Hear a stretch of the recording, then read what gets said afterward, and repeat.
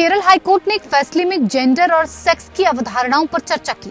High court के समक्ष मुद्दा ये था कि एक बच्चा जिसका जननांग अस्पष्ट है, क्या उसके माता पिता को उसकी सहमति के बिना और बच्चे का लिंग रुझान क्या होगा, ये न जानते हुए उसके जेंडर के बारे में निर्णय लेने का अधिकार है।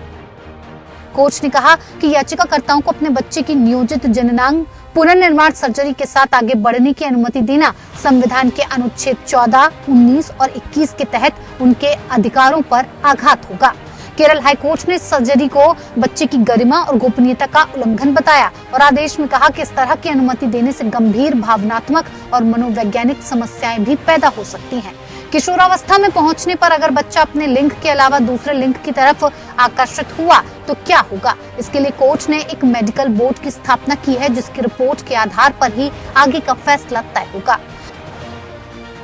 जस्टिस वीजी अरुण की सिंगल जज बेंच ने कहा कि जेंडर और सेक्स शब्द अनौपचारिक बातचीत में अक्सर एक दूसरे के स्थान पर उपयोग किए जाते थे, जबकि वास्तव में ये दो अलग अलग अवधारणाएं हैं। कोर्ट ने ये टिप्पणियां अस्पष्ट जननांग के साथ पैदा एक बच्चे के माता पिता की ओर से दायर याचिका पर की, जिसमें उन्होंने बच्चे को एक महिला के रूप में पालने के लिए उसकी जननांग पुनर्निर्माण सर्जरी कराने के लिए कोर्ट से अनुमति मांगी थी।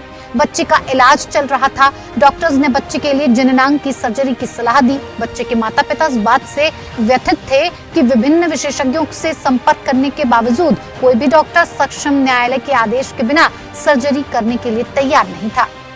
अदालत ने बच्चे के स्वास्थ्य पर माता पिता की चिंताओं पर विचार किया और कहा कि विधिवत गठित मेडिकल बोर्ड की सिफारिश के आधार पर आवश्यक हस्तक्षेप किया जा सकता है। न्यायमूर्ति वीजी अरुण ने 7 अगस्त को जारी एक आदेश में कहा कि किसी व्यक्ति के लिंग या पहचान चुनने के अधिकार में हस्तक्षेप करना उस व्यक्ति की निजता का उल्लंघन करेगा और इससे उसकी गरिमा और स्वतंत्रता का अपमान होगा।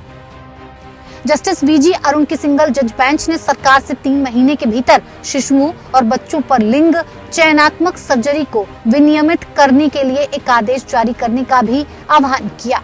खंडपीठ ने स्पष्ट किया कि जब तक ऐसा आदेश जारी नहीं किया जाता है, तब तक ऐसी सर्जरी केवल राज्य स्तरीय बहुविषयक समिति की राय पर ही की जाएगी कि बच्चे के जीवन को बचाने के लिए ये आवश्यक होगा। Bureau report, APN news.